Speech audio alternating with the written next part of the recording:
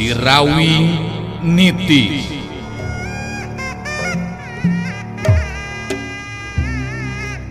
Sorot Panon Rasanti alias Munarsi, sakapeung galak gular giler, galak mataksieun anu borangan, sakapeung deui ciga anu melong kosong, arang ngiceup seperti jalma biasa, kitu nate lantaran aya dina pangaruhna Nini Karimun Sakti. Dongeng Sunda Roman Silat ngajujut laku mapai rundayan carita hiji jajaka katurunan Jawara Sunda. Sirawing Nitis. Sanca dawuk cengkat nangtung muterkeun paneuteup kasabudeureun eta patempatan, narik napas panjang bari ngagerendeng ngomong sorangan. Di mana aing bisa manggihan si topeng mayitnya? Sanajan bener arwah panasaran kibuyut ireng anu sumanding geus mere pituduh mangsa diri aing ngayakinkeun ilmu, tapi tetep nu ngaran si topeng mayit cenah boga ilmu anu luar biasa. Kadinya aing kudu guru ilmu. Ku cara kitu kakara bisa malaskan nyeri ka Sirawing. Sirawing Nitis digarap Kumang Inoy, naskah Yasana Yat R, pangreka jeung panyeup sora Udi Gibran, dibaturan Kukang Awe, teknik jeung editing garapan Nopan Cahya Lagawa, dibaturan Kukang Ence, pangjejer gawe Muhammad Ismail Haufansa.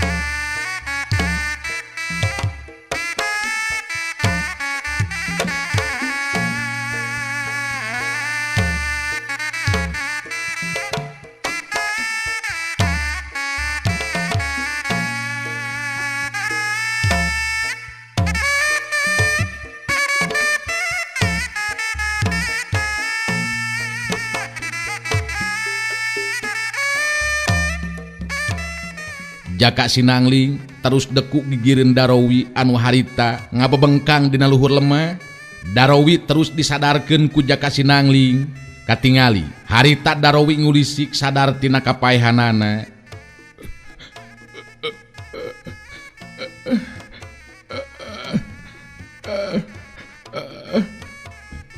Darowi dihudangkeun tina ngagolerna terus diuk luhur taneuh. Gogodeg siga anu kakarahudang tina sarena anu tibra, neuteup ka Jaka Sinangling terus ngomong lalaunan sorana ngageleter gambaran tina hatena anu keur sedih. Hampura akang, tadi rumah sageus kausap setan kitu nate lantaran akang teu kuat ku nasib anu tumiba kabebeureuh akang geus jadi korban si topeng mayit. Kunaon? Nah naon sababna bet ngarah ka calon pipamajikanan akang? Ari ayeuna teh saha ieu teh? Oh, anu katalasin kuring Jaka Sinangling Kang. Abdi ngiring prihatin Kang, kana naon rupi anu tumiba sareng karanapan ku akang. Namun prayogi kauninga Kang, anu jadi korban si topeng mayit sanes urang dua urang Kang, tapi seueur. Ayu manganti neuteup ka Darowi terus milu ngarojong omongan ka Jaka Sinangling. Naon anu disaurkeun ku Kang Angling? Laras pisan Kang Darowi anu jadi korban tindak kakejeman jeung kajahatan si topeng mayit sanes mengukur saurang dua urang Kang. Mangsa abdi sareng Kang Angling ngambah ka tiap-tiap lemur henteu weleh aya nu janten korban si topeng mayit. Jelas tindak laku kajahatan si topeng mayit kedah jadi bahan pamikiran urang sadayana Kang. Darowi narik napas panjang bari jeung nyusutan Cipanon. Kasedihna masih keneh tacan lipur siga nama. Kadengi harita manehna nyarita deui. Akang bener-bener sedih jeung hancur ieu hate. Boro tadi nama akang duaan geus ngararancang pikeun rendengan jucung ka bale nyungcung. Tapi ieu bet kalakah kieu kajadianana geuningan. Duh, nu matak jiwa akang goncang. Hampura akang. Akang kudu dihampura lantaran geus salah paham ngalakukeun tindakan teu jeung aturan. Eulis Nyai, kunaon bet ninggalkeun akang bager. Darowi menta dihampura ka Jaka Sinangling, malah bari jeung terus sasambat ka buah hatena, ingeteun deui kana nasib anu tumiba ka buah hatena anu tinggal ngaran jadi korban kekejeman si Topeng Mayit.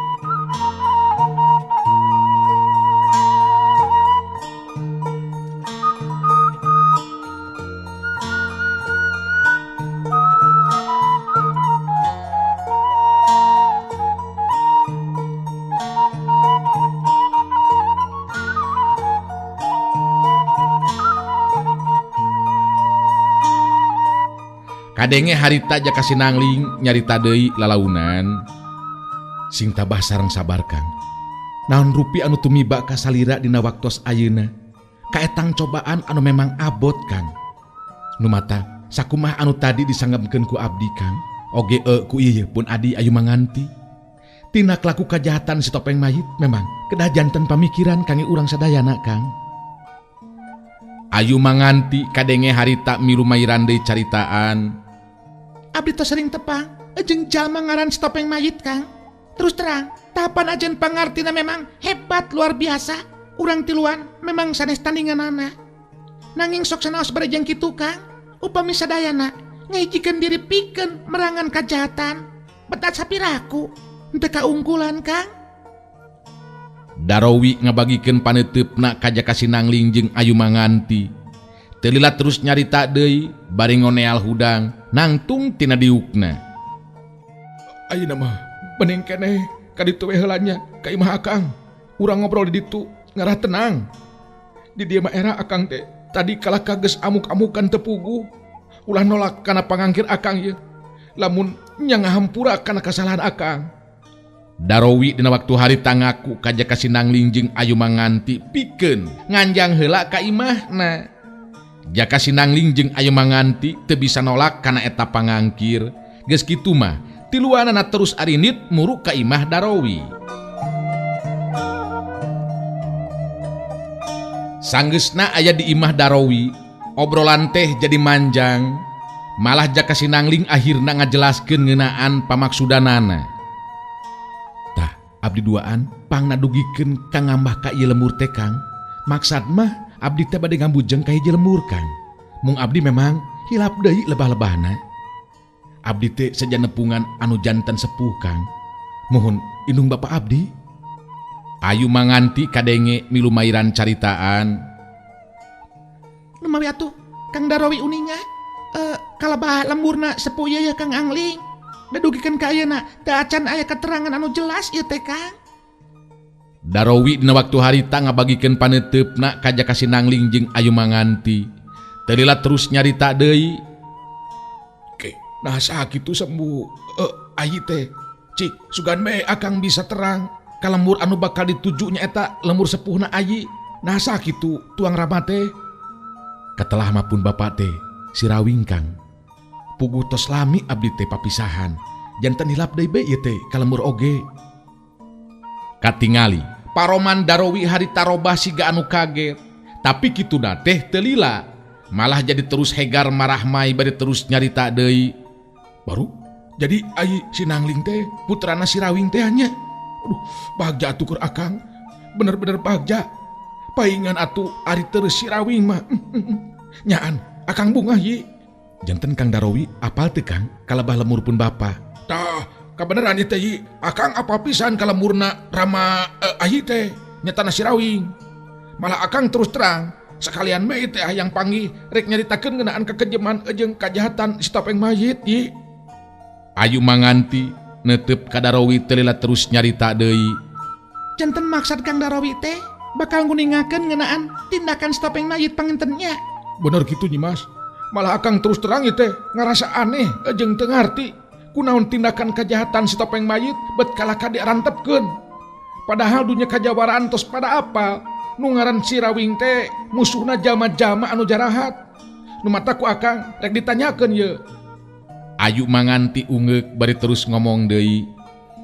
Naon anu disaurkeun ku Kang Darowi? Leres tindakan kejahatan nya kalebet tindakan si topeng mayit henteu tiasa diantepkeun Kang.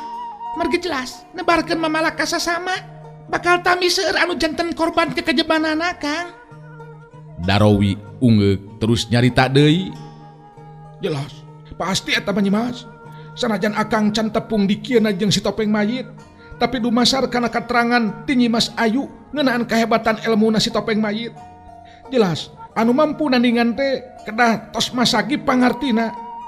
Dina ieu hal akang percaya sapinuhna kana kamampuan elmuna muhun Ramanayi Sinangling si Rawing teh. Upami tos tepang kieu mah sareng Ramana Kang Angling bet abdi oge pasti bakal ngiring nyanggem Kang. Bilih salami ieu Ramana Kang Angling da can uningaeun kana tindak kejahatan anu dilakukan ku si topeng mayit. Sanes kitu Kang Angling. Ayu manganti dina waktu harita ngareret kaja ka Sinangling buah hatena. Anu dereret ungeuk bari terus ngawalon.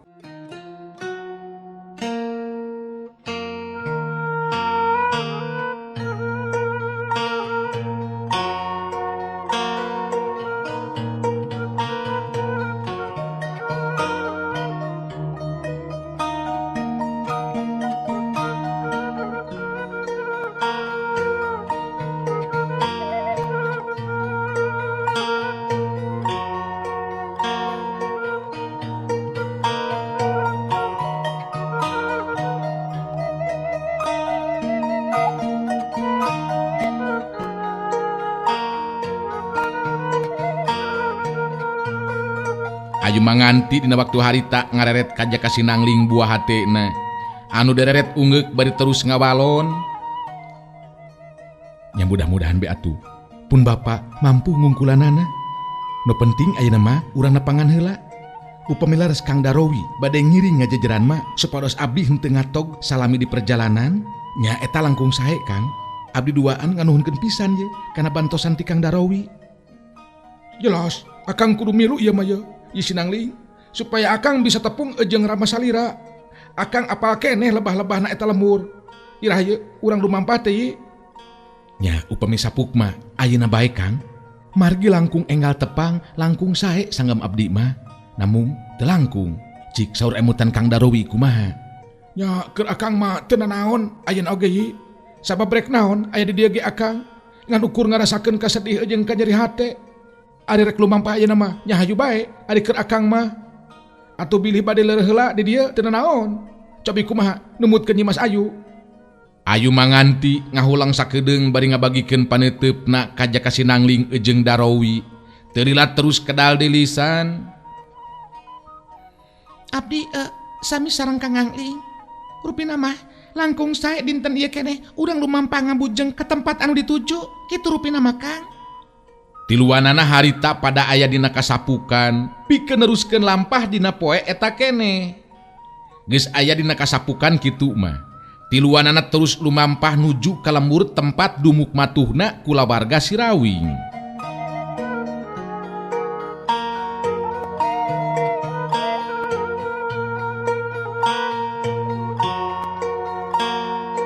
Caturkeun harita di tempat sejen. Laras anting anu dikerem di jero kamar teu beda ti sakitan. Di anteuran dahareun oge henteu ditoel-toel acan sigana teh. Hate jeung pikiranana teu bisa tenang. Hayang bisa bebas ngalepaskeun diri tina cengkreman si topeng mayit. Sajaroni ngagoler bari jeung Rembai Cipanon. Hate laras anting harita galecok ngomong sorangan. Ama, tulungan atuh abdi ama. Kang Aji, nah kunaon abdi bet diantepkeun kieu Kang. Tega anu nulungan abdi. Biar aku abdi kudu temetep di dia ngaulaan jalma seperti si topeng mayit onaman. Gusti, bebaskan abdi tina cengkerman si topeng mayit. Kang Jaka, ya abdi Kang tulungan Kang. Laras antingan ukur bisa ngumbar lamunan ejeng kasedih dina jero eta kamar. Rek ngaloloskeun diri jelas eueuh jalan, panto dikunci ti luar, jandela oge dipalang ti luar teu bisa dibuka. Si topeng mayit dina waktu harita memang keur indit. Anu meunang pancen pikeun ngajaga teh nyaeta Dewi Angrum ejeng Wiguna. Kitu oge geus meunang amanat ti si topeng mayit, sangkan ulah wani ganggu ka laras anting. Wiguna jeung Dewi Angrum caricingna di imah anu hiji deui. Kangaranan ukur aya duaan, ningali Wiguna masih keneh jajaka can pangalaman ka awewe. Dewi Angrum jadi boga karep hayang ngamangpaatkeun eta kaayaan. Malah jadi terus ngabanding-banding antara Wiguna ejeng Sancadawuk anu memang kaitung lalaki geus kolot. Sanajan dina hal emosilat mah Sancadawuk leuwih hebat ejeng leuwih punjul. Kaayaan Wiguna anu terus diperhatikeun ku Dewi Angrum, beuki dilabet beuki narik hatena. Timbul karep dina hatena pikeun mikat Wiguna sangkan bisa diajakan mancakrama ka cinta. Wiguna kakara asup ka jero imah, sangeusna di buruan imah huthet latihan jurus.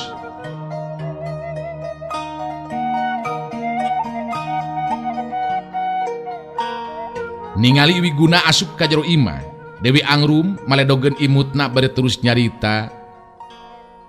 Kuaca diperhatikan, Wiguna memang semangat pisan hayang jadi jagona teh. Mun geus dibere ilmu ku si topeng mayit teh bisa poho kana waktu. Nya latihan bae merenang terus-terusan. Wiguna seri leutik bari neuteup ka Dewi Angrum terus ngawalon. Puguh geus teu sabar ieu teh ce, hayang geura dibere jurus anu hebat. Geus kesel hayang geura makalangan di dunia kajawaraan je lah. Loba ka nyeri hate, hanap-hanap ajen pangarti teh geuningan ce. Tenang Wiguna, tenang. Ece boga kayakinan dina waktuna oge urang bakal dilatih ilmu silat ku si topeng mayit. Ilmuna memang kabilang mahal. Nu penting ayeuna mah lain waktuna latihan jurus Wiguna, tapi maturan ece ngobrolnya anu ngarasakeun bet asa simpe ieu teh hate. Wiguna kerung, dua tetepan bantro ngageter hate Wiguna sabab tetepan Dewi Angrum lir upama anu tembus kana jajantung. Simpe kumaha ce? Pan aya anu ngabaturan ayeuna abdi di dieu ye. Wiguna, sanajan bener ayeuna ngabaturan ngobrol ka ece, centang tuh bisa ngarti kana kaayaan si hate ece pan anu keur nyenangan kaprihatinan. Nah, kaprihatinan kumaha kitu ce? Cik jelaskeun ka abdi. Nu jadi kaprihatinan teh lantaran ece daek teh daek kudu narima kana kanyataan anu karanapan tumiba ka ece ayeuna. Nyata ece dipikah hayang ku si Sancadawuk anu sok padahal hate ece teh barontak ya jauheun ka aya perasaan suka jeung cinta. Dewi Angrum ngamimitian muka obrolan bari jeung nebarkeun daya pamikatna pikeun nundukeun hatena Wiguna. Wiguna jadi beuki panasaran ejeng katarik hatena ku caritaan ti Dewi Angrum. Kadenge harita Wiguna nyarita deui. Nya atuh ari memang teu suka mah ulah dipaksakeun ce. Da kangaranan kasuka dipaksa mah sarua ejeng ngabobodo maneh ce, cek abdi mah. Dewi Angrum diukna ngageser ngadeuketan ka lebah Wiguna. Teu lila kadenge Dewi Angrum nyarita deui. Memang karep ejeng kaya ngate mah kitu ce Dewi teh, tapi nu dipikasian ku ece teh lain Sancadawukna ngan si topeng mayit nu dipika paur ku ece teh. Padahal waktu mimiti tepung ejeng Wiguna ada pugu ece oge masih kene ngora bet ngarasakeun getaran anu aneh kana hate ece teh. Tetepan Dewi Angrum beuki anteb. Dina waktuna nyarita letahna mindeng kaluar maseuhan bibirna. Bet ngadatangkeun rasa kalalakian Wiguna anu kawilang masih keneh jajaka bala kesenteng. Tapi dina dasarna mah Wiguna oge sanajan bener kaasup jajaka. Geus pangalaman dina soal awewe mah bisa ngarti mangsa nangkep tetepan Dewi Angrum anu boga maksud ejeng kahayang ka dirina. Wiguna ejeng Dewi Angrum kaasup dua jalma anu memang boga tabeat anu teu jauh beda. Wiguna pura-pura anu henteu ngarti siga anu acan aya pangalaman, sedengkeun Dewi Angrum beuki panasaran hatena. Kadenge harita Wiguna nyarita deui lalaunan pura-pura anu teu ngarti. Kumaha maksud ece teh? Nah aya perasaan naon kitu ce? Perasaan teu meuna rasa ketenangan jeung kabagjaan. Di mana ece upama ngabandingkeun kaayaan Wiguna jeung Sancadawu, bet jauh pisan. Sabab ari hate mah teu bisa dibohongan Wiguna. Nu matak salila ieu babarengan jeung Sancadawu teh ari hate mah barontak. Dan teu imbang atuh kangaranan anu ngora jeung anu kolot mah. Tanagana oge geus teu bedas deui geus kolot mah. Nah, ari anu ngora bedas tanagana kitu ce? Nya pasti atuh bedas. Komo jajaka saperti Wiguna kieu mah anu masih keneh beuleuk kesenteng. Disebutna oge buta tulang buta daging. Piraku Wiguna can aya pangalaman naon-naon kitu ieu teh? Maksud ece teh kungsi ngalaman boga papacangan. Wiguna gideug bari terus nyarita deui. Terus terang abdi masih kene can wani ngadeuketan ka awewe ce nu matak teu pangalaman kumaha carana supaya awewe suka hatena. Atuh ari kitu mah perlu dilatih meureunannya ku ece. Memang aya cara jeung elmuna nanaon oge Wiguna. Kudu dilatih heula ku ece atuh lamun kitu mah sangkan mampu nyugemakeun wanoja anu dipikasuka.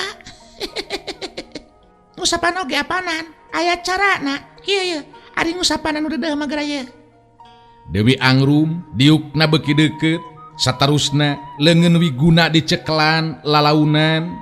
Ramo-ramo leungeun Dewi Angrum harita ngusapan leungeun Wiguna, jeung ngaramesan ramo leungeun Wiguna.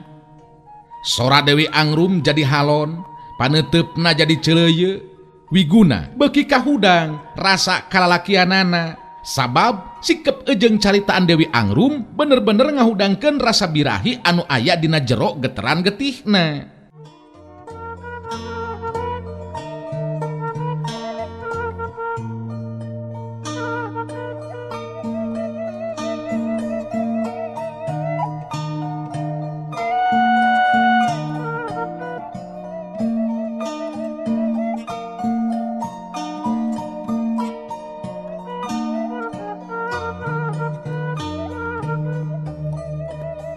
Dewi Angrum mencetan leungeun Wiguna jadi surser getih Wiguna dina waktu harita.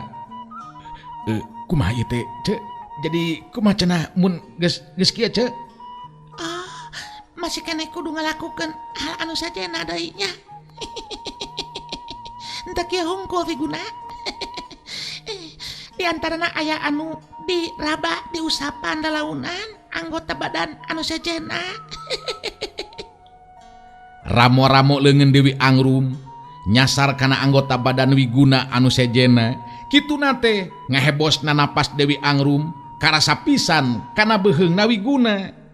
Beungeut beuki padeukeut sanajan Wiguna nyobaan tetep pura-pura kangaranan di dinya ukur paduduaan saperti kitu sarta Dewi Angrum pinter dina ngahudangkeun nafsu birahi lalaki. Wiguna jadi henteu tahan terus ngarangkul Dewi Angrum bari dirungrum. Duanana jadi papuket teu beda ti puyuh anu keur diadu.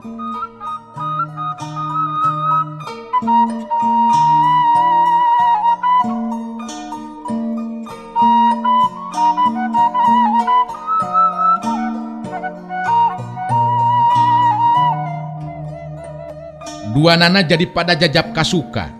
Duanana geus teu mikirkeun deui kana dosa anu aya ukur nafsu jeung rasa kasuka anu marengan kana renghapan eta dua insan. Sedengkeun laras Anting anu keur ngagoler di jero kamarna.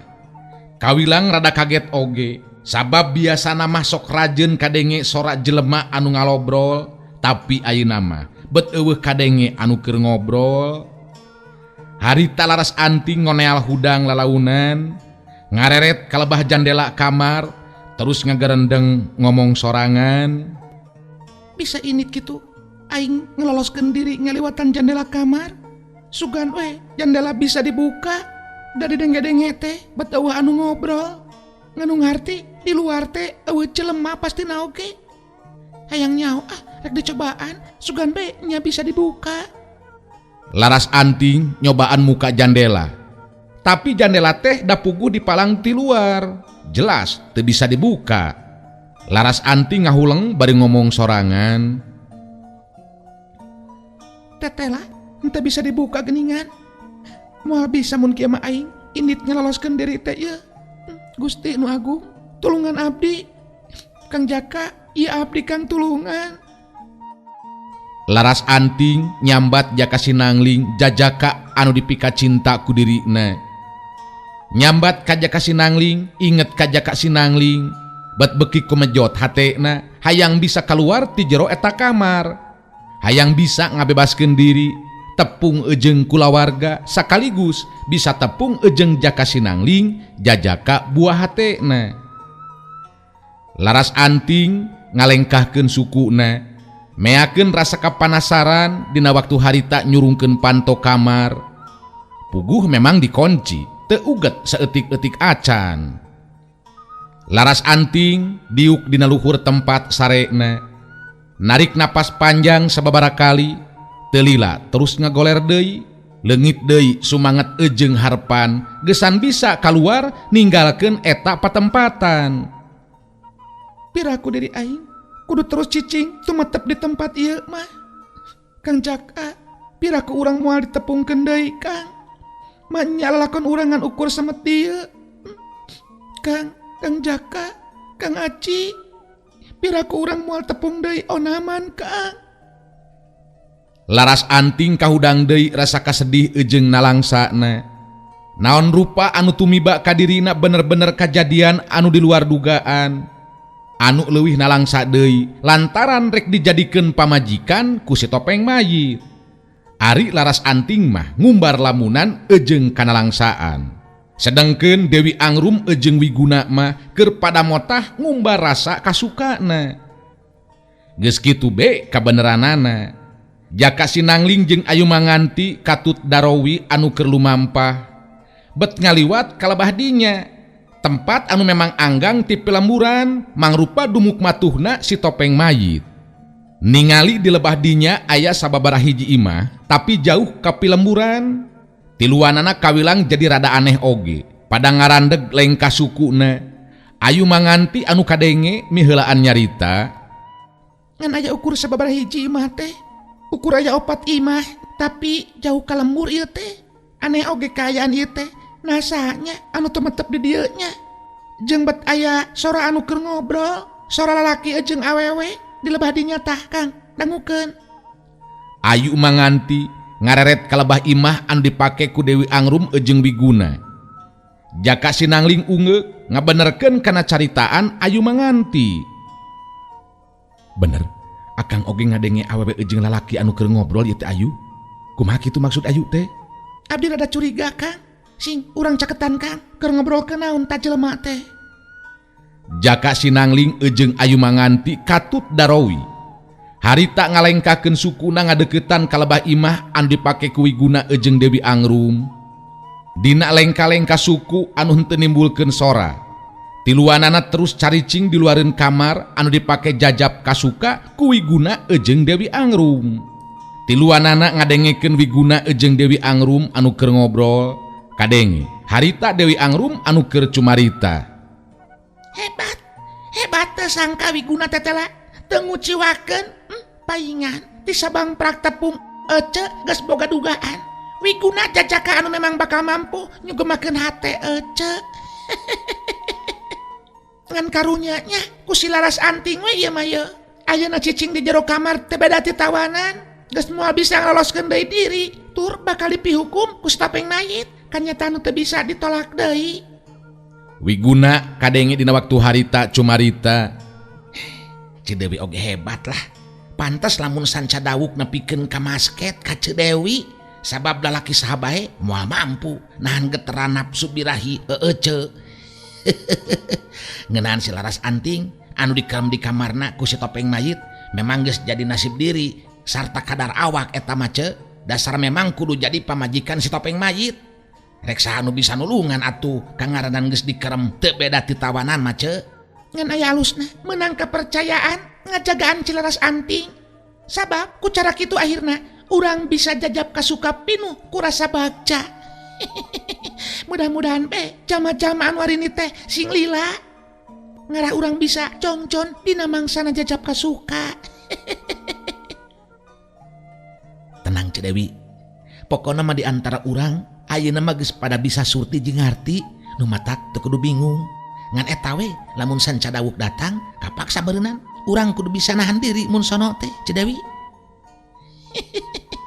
Bisa diatur eta mah, henteu kudu dipake bingung ti ayeuna keneh. Aja ge moal make kudu daek atuh ngalayanan sancadawuk saperti anu dilakukeun ka Wiguna. Da ceuk ece oge lain sancadawukna anu jadi masalah keur ece mah Wiguna, tapi si topeng mayitna tah. Nya bener ce, da mun teu ningali si topeng mayit mah nya sarta hayang elmuna mending keneh kabur pe ninggalkeun ieu patempatan ce. Bet jadi tiris deui geuningan ieu teh ce ye. Nya ece oge tiris ieu teh ye. Kudu silih kekepan ieu mah ye. Ayu manganti ejeng jaka sinangling pada baleureum pipina bet jadi teu hayang lila ngadenge anu keur ngobrol antara Wiguna ejeng Dewi Angrung. Ngan tina eta obrolan akhirna bisa kanyahoan ku maranehna yen laras anting dikerem di kamarna si topeng mayit.